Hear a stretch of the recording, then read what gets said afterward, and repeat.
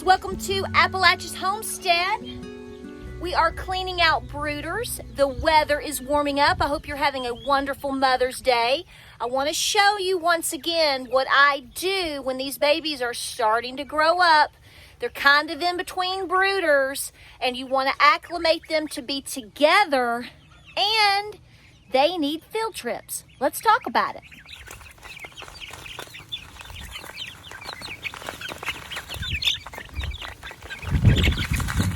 Okay, it's a work day on the farm. Every day is a work day on the farm. And when you have new babies, be it ducks, geese, chickie babies, guineas, turkeys, we have all of the above in here.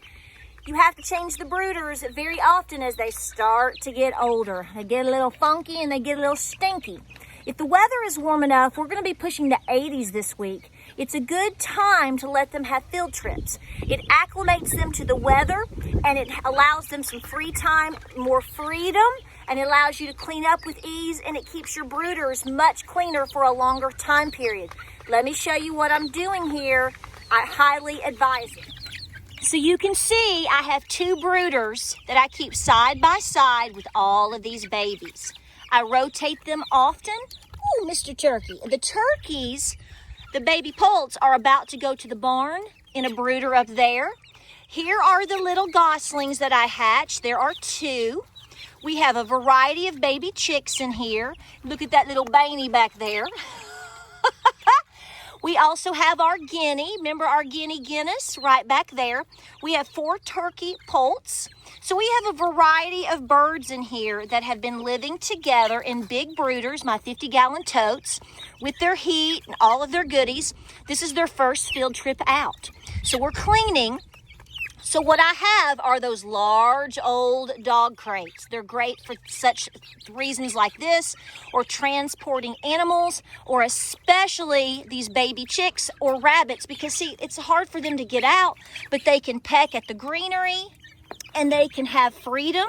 They are experiencing the great outdoors, and you can know that as long as they are protected from the wind or from the hot sun, put them in the shade. It just depends on what the weather's doing.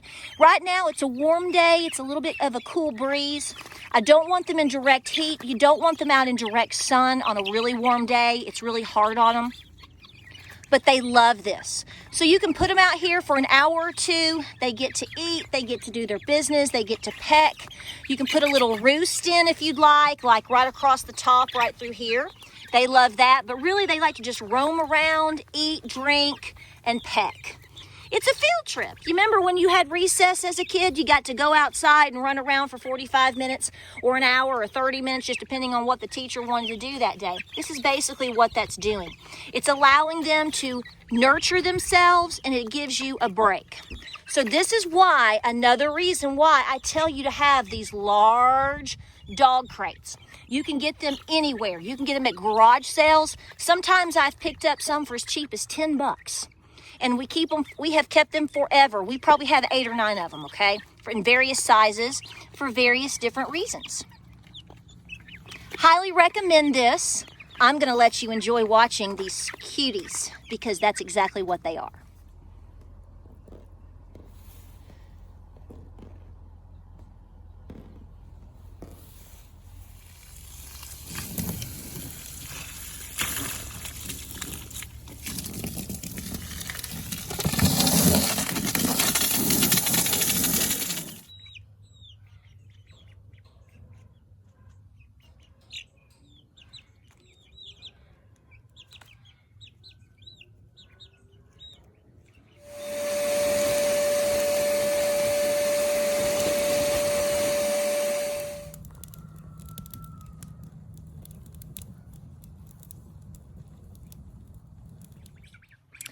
Okay, field trip's over. It's starting to get dark and a little bit cooler. So I'm going to put them back in the brooders. You can see that we have cleaned them. We've resituated them. We're going to take them back in. And I'm going to mix up the birds. So when we switch them out, so they're going to be with a certain set today, and then tomorrow or the next day when we change it again, we'll switch the birds up. We're going to end up taking the turkeys probably tomorrow or the next day up to the barn, wherever it's at, up yonder past that tree. so they can start acclimating in the barn where Turkey 2 and Cochise and all that is. They'll be in a large dog crate like this, but it's going to start being in the 80s this week. They are feathering out, and so that's a safe time to do that. It's going to be in the 60s at night and the 80s during the day. We will always monitor that, but that will give them a chance to acclimate there, and it'll give a little bit more room in the brooders.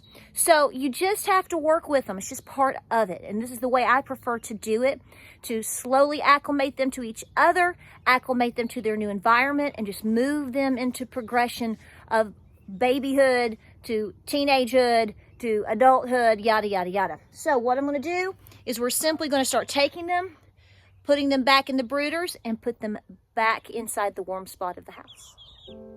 Oh, look at that little tiny. Now this is a little Baney. It's a bantam, but we call them Banies, and it's so much smaller than everybody. You're just hanging out, brother. I think it's going to be a brother, honey. I'm seeing a little bit going on there. Oh, okay. So little Baney. Oh, look how Guinness is growing. Oh my goodness. You ready to go in there? Do we have a sister here? You ready to go up? Let's go night-night. Let's go night-night. You ready to go up for the night? Say hi to everybody. Say I'm getting bigger. Whoop, whoop, whoop. Oh, you sweet thing. You're sweet.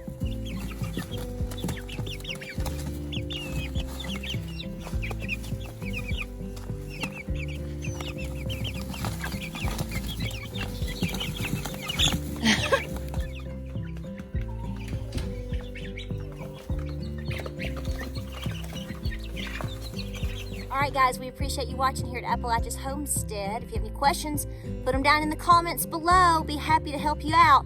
Remember, when you get these baby chicks, it's a lot of work. You're in for the long haul to acclimate them as they continue to grow and things change and the weather changes. So just know that going into it from the beginning. They're doing great. We appreciate you watching here at Appalachia's Homestead. And guys, I'm gonna make some s'mores with my kids and enjoy Mother's Day. We appreciate you watching, and we'll see you on the next video.